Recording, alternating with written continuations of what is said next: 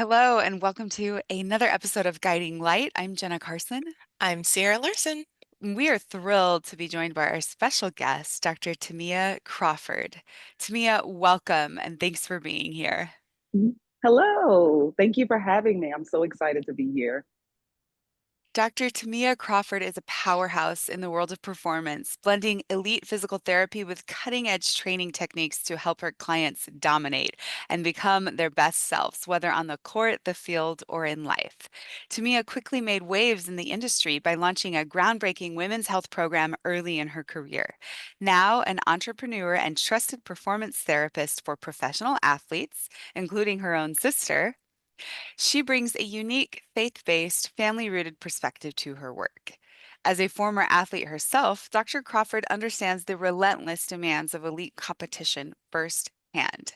Traveling alongside her husband, a professional basketball player, she has a deep appreciation for the discipline, resilience, and precision required to perform at the highest level.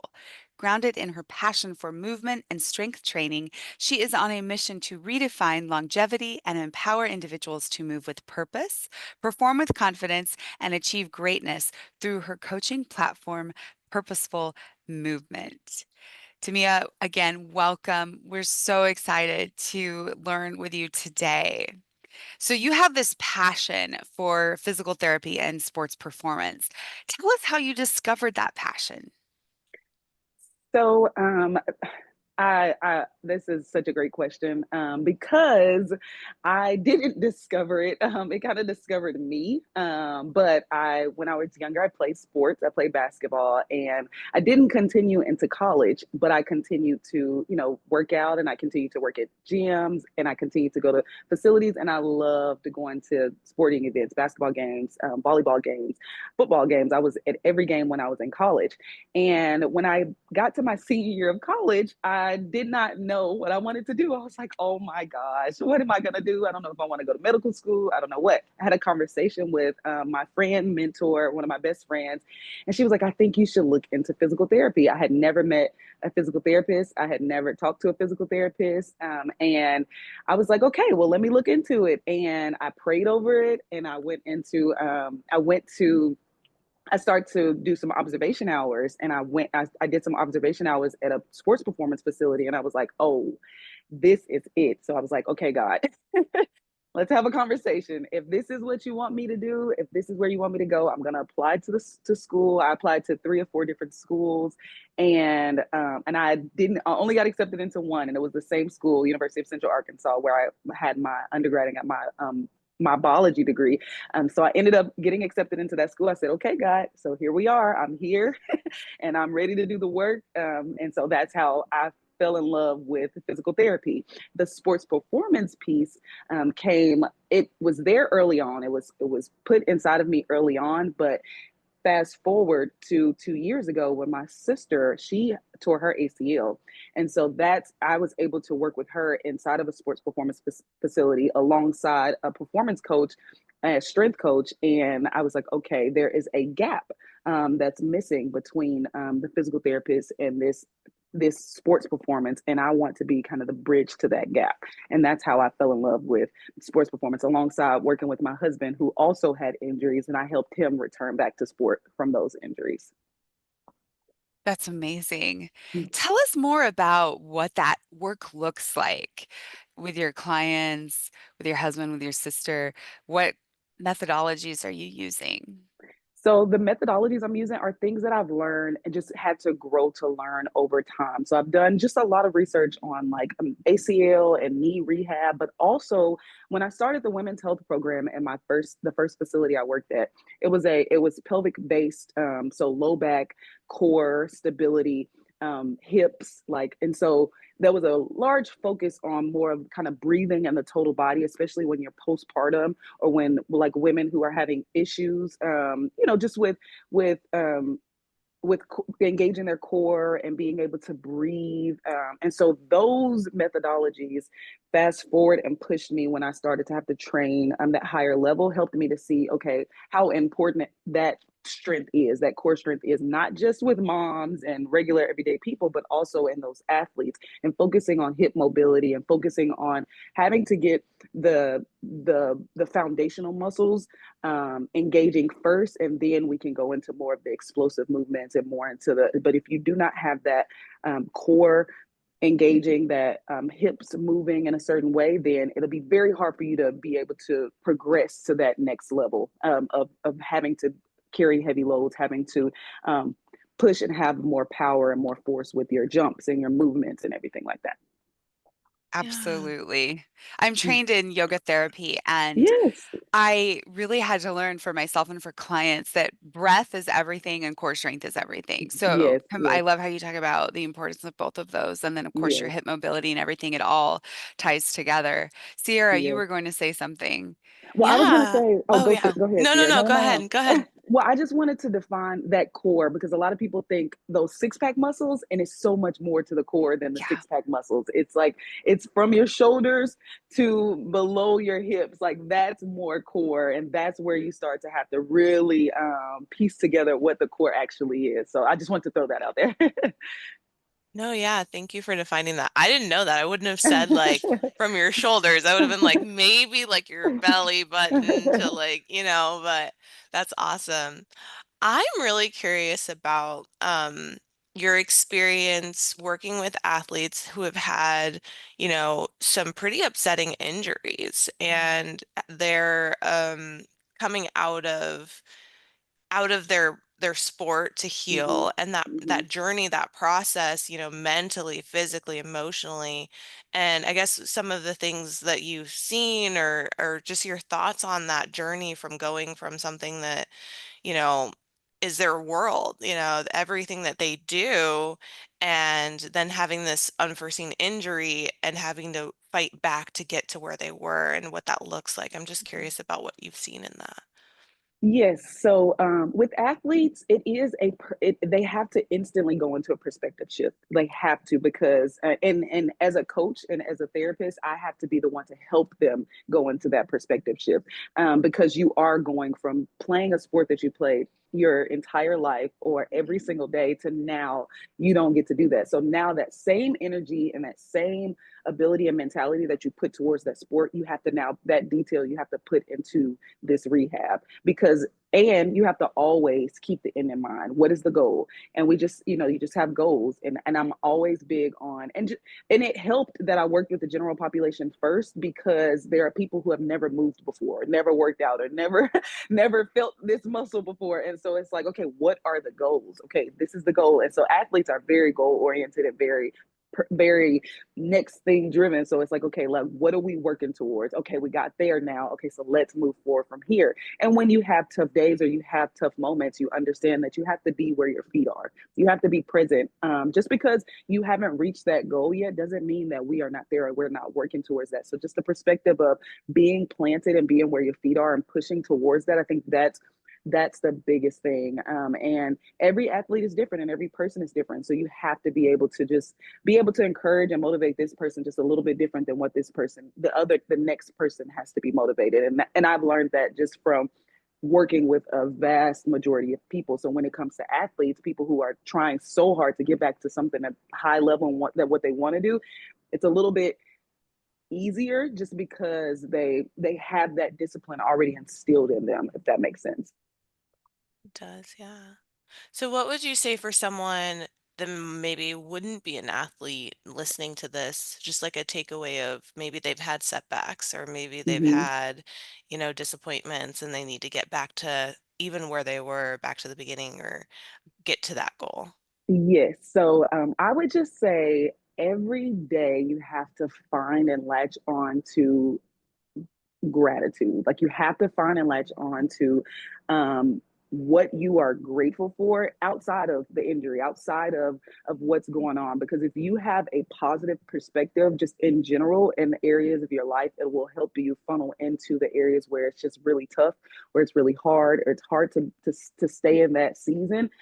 Because if you are focused on what you're grateful for, how you as a person can continue to serve and to just kind of be a light in your life, I think that helps a lot with when times get hard, or when you have a setback or a back injury or something that's just like, man, I have not been able to do this. I actually can give you an example. I have right now, she's a 70-year-old lady, and she had never been injured before, and she fell, and so things just like, it just like was a spiral. It was like, oh, this hurts, and then this hurts, her leg hurts, shoulder hurt, and then other side started hurting, and I had to just, it was just like a perspective. She's like, I just thought I would be better. And it was just a couple months. And she was like, I just thought I'd be better by now. And I was like, every day I'm just like, but you have to remember where you came from.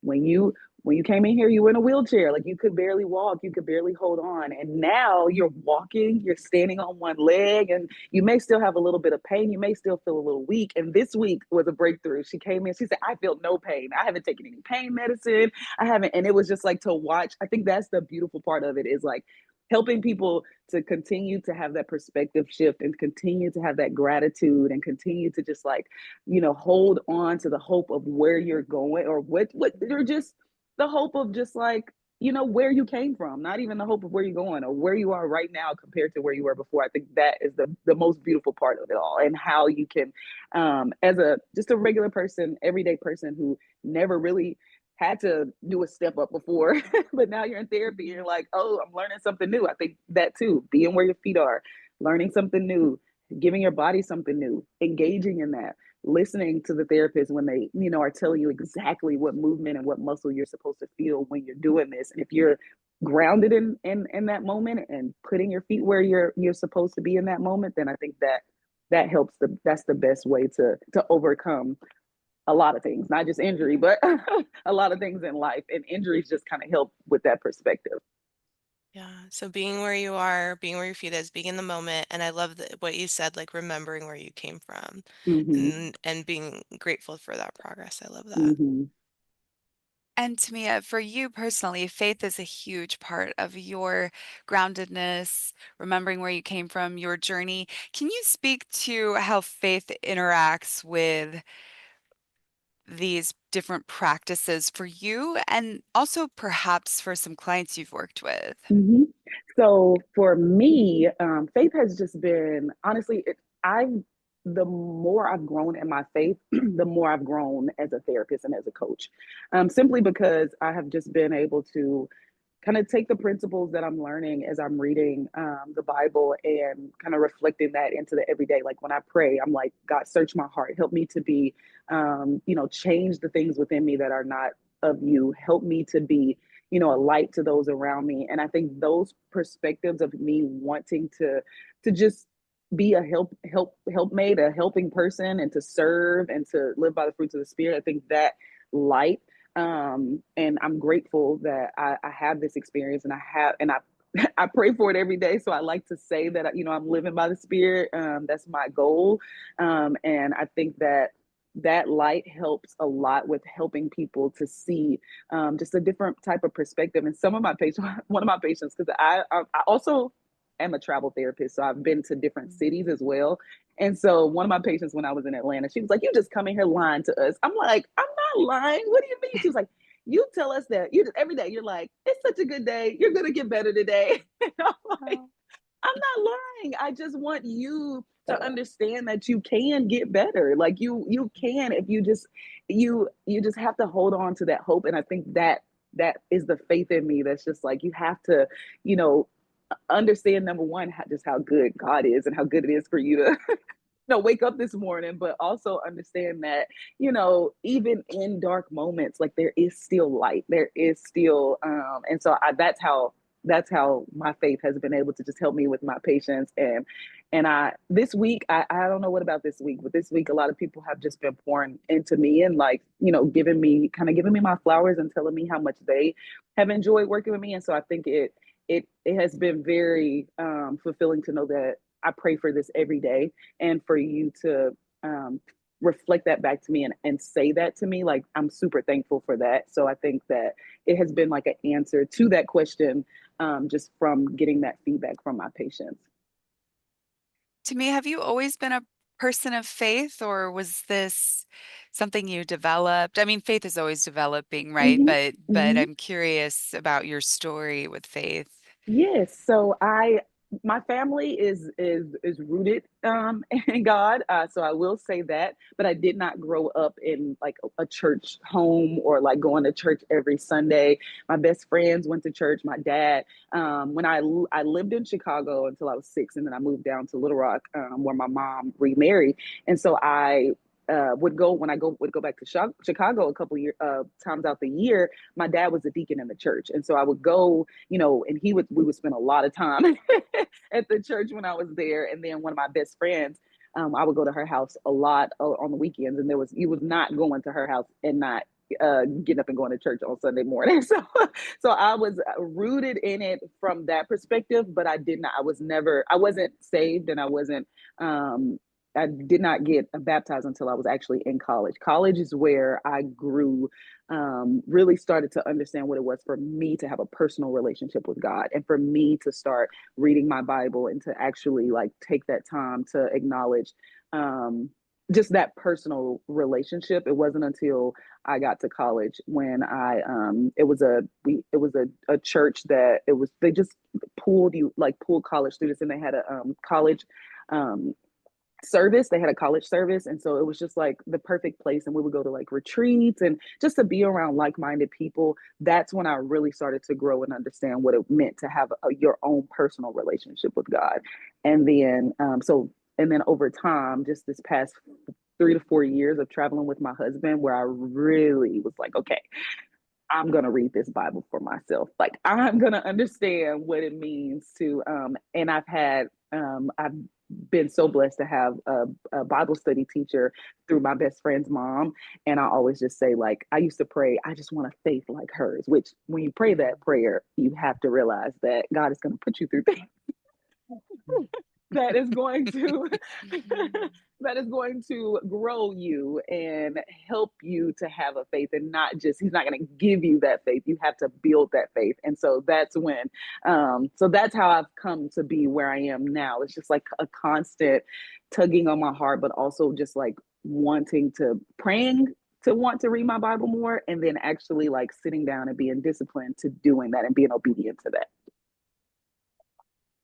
You talked about some of the things like God has put you through. Mm-hmm. I'm curious if you can share with us some of your own, like how your personal and professional challenges, how those have shaped your approach to working with others who are struggling. You spoke a little Mm-hmm. bit about that earlier, but I'd love to hear more about how your personal challenges have informed your work with others. Yes. So personal challenges. So when I started working, I worked in an outpatient facility for 3 years before, and this was my first time. And so like I said, when I started working, I launched that women's health program. Launching a program is, I didn't even realize what I was doing when I was doing it. I was just like, God, this seems like something you want me to do. It's on my heart. It's a desire in my heart. And I pray for my desires to match his desires. So when doing that, I'm like, I help me to go, if I'm going, help me with my steps, and help me to just be that light. Help me to the light to my feet, the lamp to my path. I don't know if I'm saying that correctly, but that scripture is one that I really hold close to me, because that next step, I need you to help me with that next step. So that's kind of how. So with building that program, I had no idea. I did this, I just took courses. I didn't have a mentor that was there. I was the only woman therapist in the facility, so I was the only person. So I had to kind of grow myself in that area, and seek out mentorship, seek out Facebook groups of women who are doing the same thing that I was doing. And then so when I left the outpatient facility and started to travel with my husband, that's when I started to understand what it was like to be the wife of a professional athlete pursuing a basketball career and pursuing that next level. And it's so many things that come with it that you just don't even know from the outside looking in. But when you get into it, you have coaches, you have teammates, you have new teammates. Every year you have a new country, because my husband has played in several different countries. So the first country I went to was Denmark, and then we left there and went to New Zealand. So having to like learn new places, learn new experience and also leave what I had just built and established because I want to now, be there with my husband, be his rib. So that was a perspective shift in and of itself. So then now the challenges of I'm no longer someone going into work doing what I, felt like God called me to do. I had to change. What is it now, God, that you want me to do? And it really did take me a little time to like be able to be grateful in those moments and understand gratitude in those moments. And my husband has been super big because he grew up faith-based, went to a Christian school. Like that it's always been about like gratitude and just, being appreciative of where you are and not jumping ahead, just focusing on where God has you. And he's helped me a lot in that perspective because when I was in those moments of trying to figure out what is it that I'm going to do while you're playing and like, what am I supposed to be focusing on? And that's when I really was like, okay, let me read my Bible because I'm in another country. Yes, we're exploring new things, but I don't have I'm a very family and friend oriented person. And so I didn't have them with me. I just had to, but I will go back to when I changed, when I had to, be in new countries and stuff. And I was more being a wife and a helpmate than I was being, and it is what I do as a therapist, but now it's specifically focusing on one person, which is my husband. And so that's where I had to grow there. So I would say that has helped me with my clients because it has shown me in my life areas where I had to, change perspective and had to find gratitude in areas where I was not mentally, having the best time. I was not in the best spaces because I was not used to, I'm so used to, I'm in school, then I'm in work, and then I'm working, then I'm active, then I'm doing this and I'm doing that. Then everything just kind of, okay, now you have to be still. Now you have to be a wife. Now you have to be a helpmate to your husband and focus on that and help him, while he's pursuing this career, which wasn't as it's not pretty, it's not perfect. That professional basketball grind is not, and that helped us prepare for when my sister was on her way to becoming a professional in the game. And so it's just all of it has helped me to be able to help my patients to be able to see just perspective. I think that is the biggest word, is perspective and understanding that, there are gonna be challenges, things are gonna change, but you have to have the perspective to say, you have to shift your perspective to say, okay, what am I gonna gain from what number one, who am I going to help in this process while I'm here? What is my purpose here? But how can I look at this to where I'm not being negative? I'm not being down on myself. I'm not, and it's not easy, and it's not going to be perfect, and it's some days are going to be hard, but you always have to kind of pull back that gratitude ladder, that those positive things to help with that. So Yeah. Thank you, Tamia. I was just gonna say, I love that, you were basically like called to be a physical therapist, right? Like you felt called and led in that. hmm But hmm being a physical therapist like wasn't your purpose so much as like right, sharing that light with people yes, was your purpose. yes. Like the physical therapy was a vehicle, right? It got you to people. It got you in like in these spaces and of where you needed to be. But what was your calling was bringing that light and hope and faith to people, helping them through the Yes. dark times. Like that was your calling, that was your purpose. I think a lot of times when we're trying to figure out what to do with our lives or, what job or career we should have, we get caught up in like, oh, like being a musician is my purpose or being this or that is my purpose, whatever that is. And it's like, no, that might not be your purpose. That might be your talent, but your purpose is to bring light into the world, to serve God or, serve or whatever that might be. That is where you find purpose. So you could do that in a myriad of different ways, whatever way you really enjoy doing it, right? But Yes. the purpose is the good and the light and the service that you're bringing to the world. So I love how you illustrated that in your story. Thank you so much for acknowledging that because my whole life I was like, I don't know what I want to do. Like everybody was like, I want to be a basketball player, or I want to be a lawyer, or I want to be a dentist. And I'm like, I want to be all. Like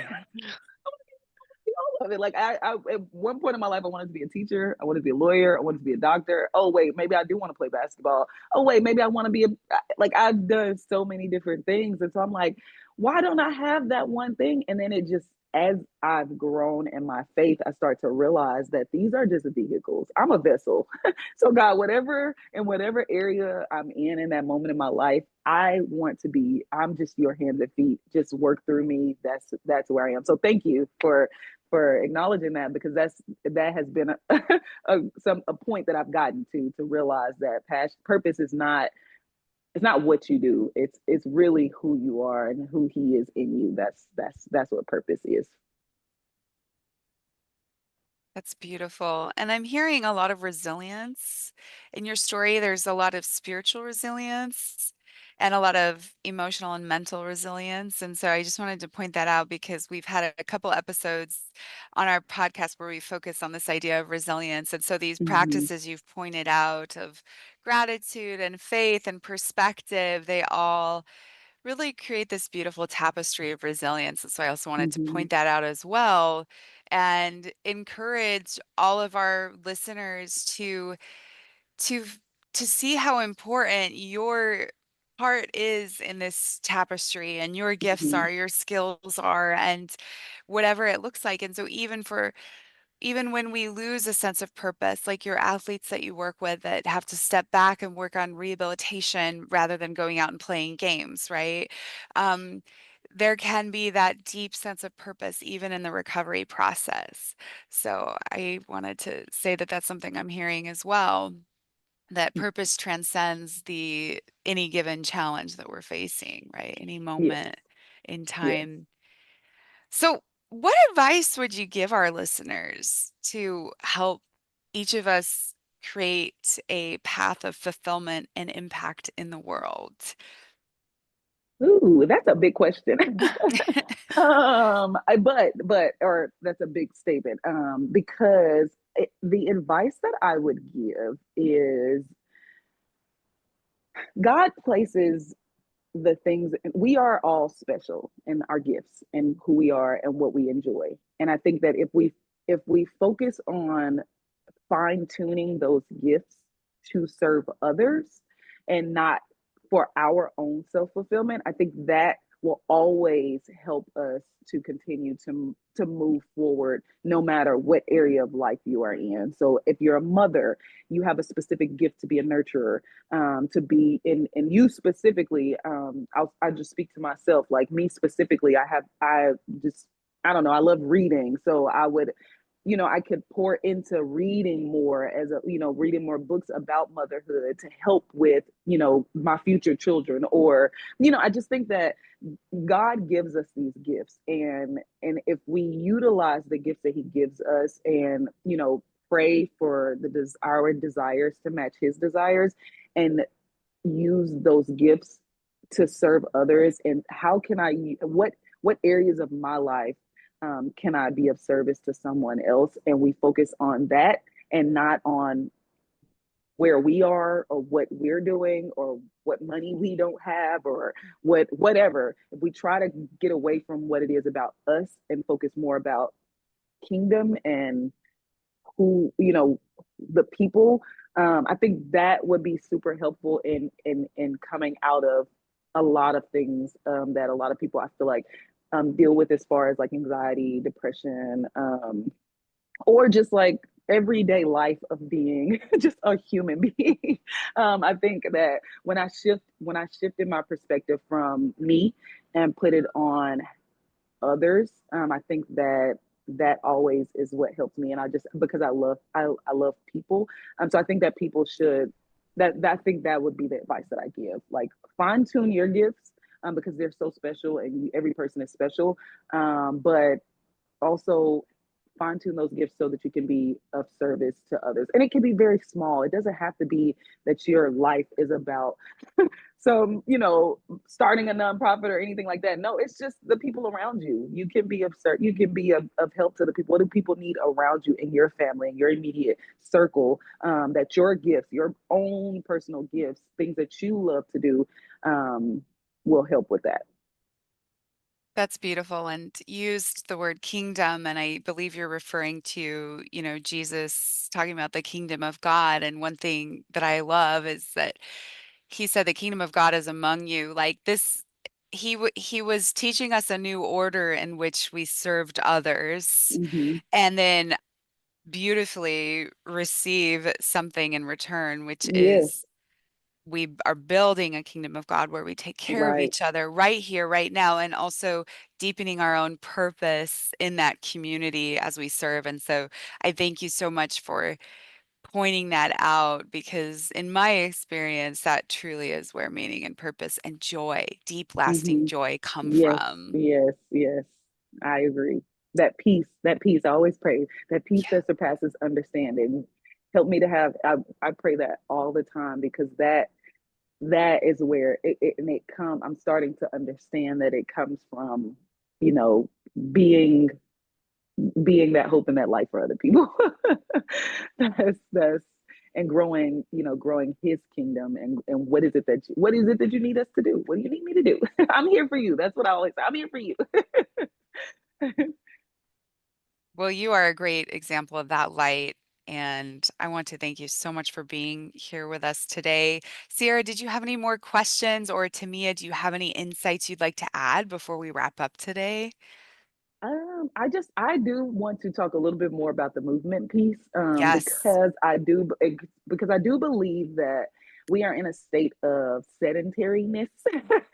I just made that word up, but I do believe that our lives have become a lot more sedentary with, especially with like work from home and like working in the office. The older you get, you stay, and I just want to encourage everybody to if you sit a lot throughout your day, just to stand up 20 minutes, 30 minutes, set a timer, get up, pick your legs up, move in a different direction than what your body is used to moving in. And if you don't know what it is that you should do, there are so many different resources, but I am always here to help anybody in need through my social media, through whatever. But I do believe that taking those steps to moving is also a way that you can come out of situations or help yourself to just be able to do something different, whether that's going for a walk for 10 minutes or 20 minutes, whether it's riding a bike, whether that's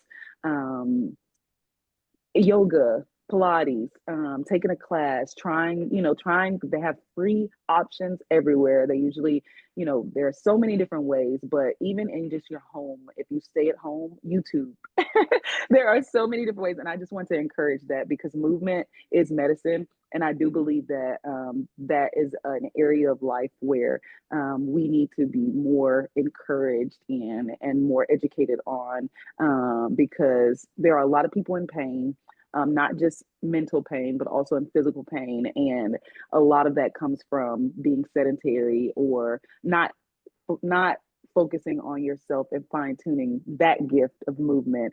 And I just wanted to add that in there. Thank you. Yeah. That's so important. So, do you work with clients online, Tamia? So I do have clients online. I just recently launched my business, Purposeful Movement, but it's in the beginning stages.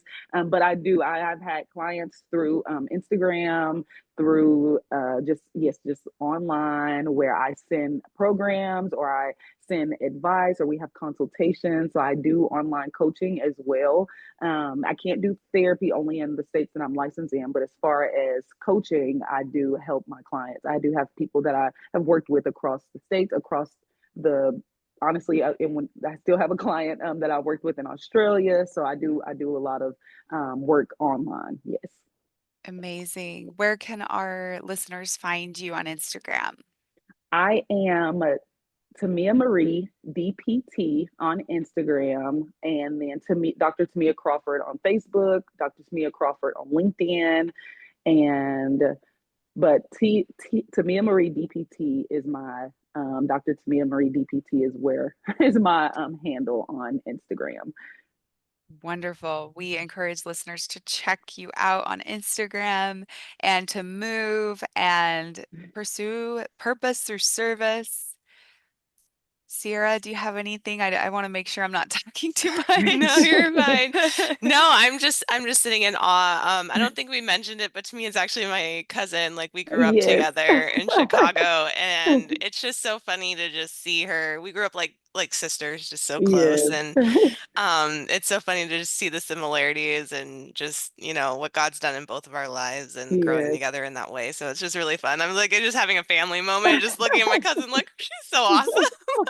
She is so No, awesome. thank y'all so much. I think the same thing. I'm like, oh my gosh, a podcast with family with my cousin. When I say we were like, when we were in Chicago, it was Sierra and Tamia and our other cousin Lee, and like it was just us. And so I'm loving what you're doing. I'm loving what you're pouring into the community. You're teaching these women that what we talked about today, like that light and that rest and that ability to find that peace. And I'm so grateful. I'm so grateful for what God has done for both of us. So thank you for saying that. Yeah, definitely. So I just want to encourage listeners to check out Mia, share this episode if you're listening, I know you found like light in this episode. We can definitely feel it. We can see Tamia just glowing right now. So Oh. definitely share this episode with everyone. Like, share, subscribe, so that we can put as much light into the world as possible. That's just our goal here at Guiding Light. So yeah. Thank you, Dr. Crawford, for being here with us, and we hope to see you on our next episode. So I'm Sierra Larson, I'm Jenna Carson. and we hope you follow the peace.